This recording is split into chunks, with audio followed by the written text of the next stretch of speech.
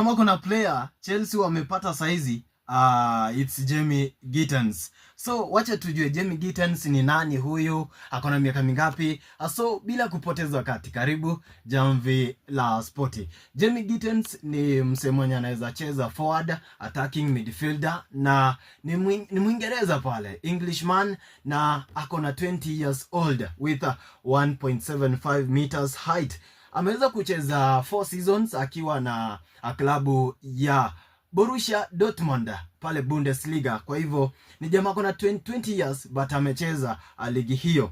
Ameweza kusakata 76 matches with Borussia Dortmund, akifunga 12 goals na 8 assists in 4 seasons za Bundesliga. Na pia UEFA Champions League amekasakata pale vizuri. In 24 matches ameweza kupiga 5 goals with no assist. That is Jamie Gittens, the new signing wa Chelsea pale.